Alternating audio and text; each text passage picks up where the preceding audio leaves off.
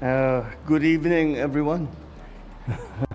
I'm sure you know the subject matter of our little meeting today, this evening. The plane carrying former President Rodrigo Roa Duterte took off at 11:03 p.m. this evening and exited Philippine airspace. The plane is en route to The Hague in the Netherlands, allowing the former president to face charges of crimes against humanity in relation to his bloody war on drugs. The former president was earlier placed in government custody at Villamor Air Base after his common-law wife, Hanilet Avancenia, and members of his entourage arrived at 9:20 this morning from Hong Kong on Cathay Pacific flight number CX-907. Mr. Duterte was arrested in compliance with our commitments to Interpol. Hours before his arrival, Interpol Manila received an official copy of the ICC warrant. This prompted the Prosecutor General of the Department of Justice to serve the warrant. Interpol asked for help, and we obliged because we have commitments to the Interpol, which we have to fulfill. If we don't do that, they will no longer help us with other cases involving Filipino fugitives abroad. This is what the international community expects of us as the leader of a democratic country that is part of the community of nations. So I'm sure that the details that surround this what has happened today are familiar to you. I just wanted to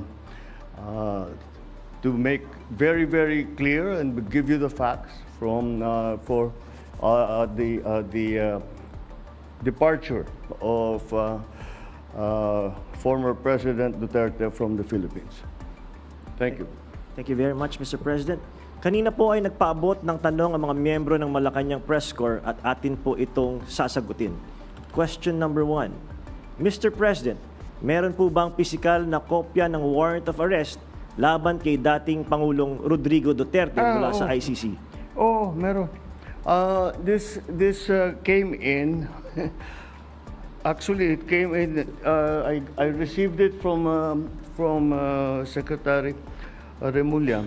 I received it at 3 a.m. last night, and I looked at it, and we went back and forth. 6:30, he wrote me again, and he said, "We have it already. We have the warrant of arrest from Interpol."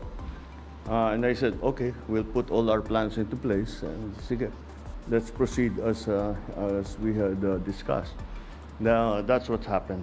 So yes, there is a very clear document that will explain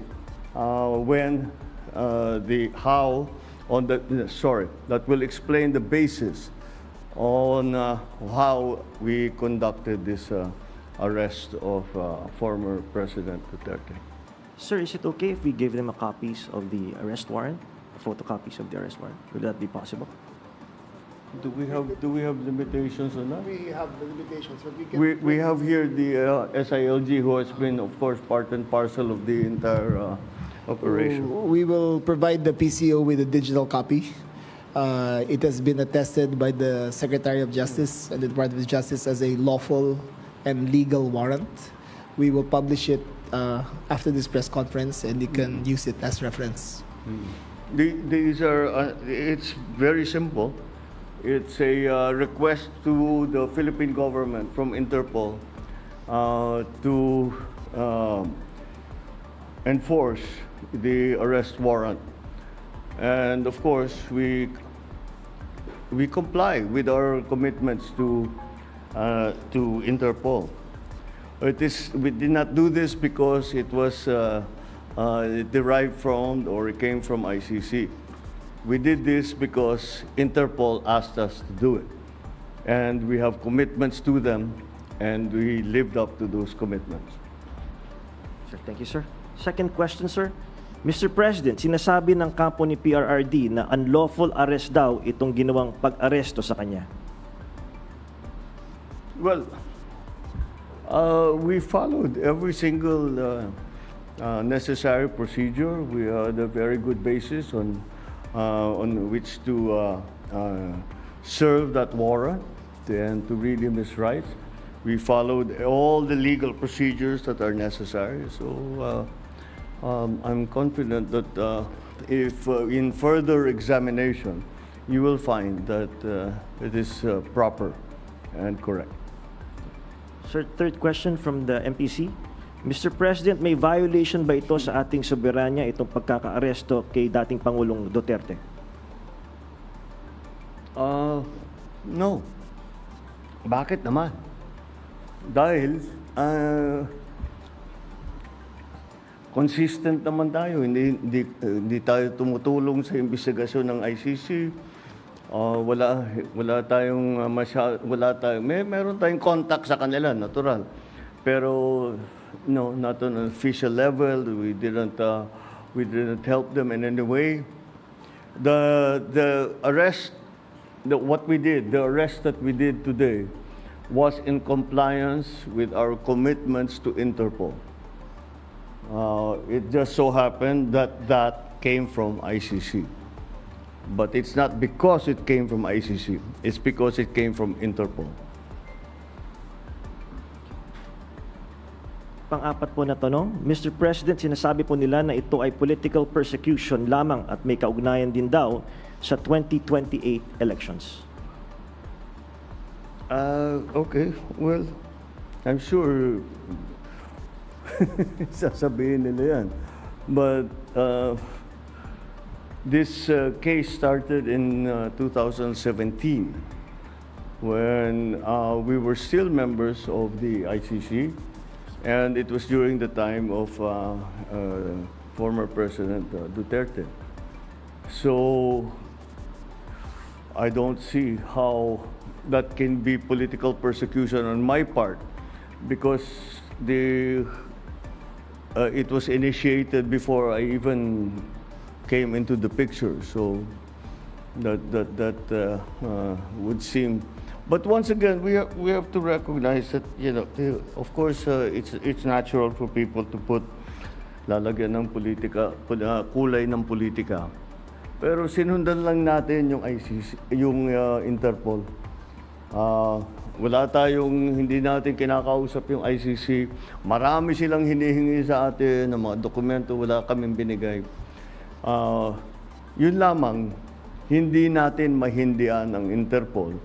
Pag sinabi sa atin, tulungan nyo kami, kailangan namin kunin itong taong ito. Dahil, kung maalala ninyo, lahat ng mga tumakas dito sa Pilipinas, kagaya ni Alice Go, kagaya ni Arnie Tevez, kung sino-sino pa, pati naman yung mga human trafficking sa Myanmar, pati sa mga madadamay. Sinong tumulong sa atin para makita natin yung mga ating kababayan na inaapi at ginagamit sa masamang paraan? Ang Interpol. Kaya naman, dapat naman tayo, pagka sinabi sa atin, tulungan nyo kami sa ganito, tumulong kayo. Kaya naman, ganun ang ginawa natin. Maraming salamat, Mr. President, sa paglilinaw ninyo. You want to ask another question? Take one question, sir. All right, sure. Sir, there are calls for people power. There are, in fact, as we speak, protest actions ongoing. Would you like to address the supporters of the former president? The supporters of the former president? Well, you know, again, the government is just doing its job. Wala namang, it's not because it's one person or another that we do the things that we do. Maybe nung mga nakaraan na mga administrasyon, baka ganun ang ginagawa. Pero para sa akin, hindi naman ganun. Sumusunod tayo sa batas, We are a member of the community of nations. We must live up to our responsibilities, to the commitments that we have made to the community of nations. And that is what's happened here. Politics doesn't enter into it. Bakit? Why that? You know, he's never going to be a candidate for anything. Why go after him? Di ba? At saka 2017 pa ito, wala pa ako. Civilian pa ako noon. So this is the evolution of his case, and this is where we end up. Yeah. All right. Thank you very much, Mr. President. Thank you. Thank you. Good evening. Thank you. At dyan po nagtatapos ang ating press conference. Abangan niyo po yung mga briefings namin sa mga susunod na araw.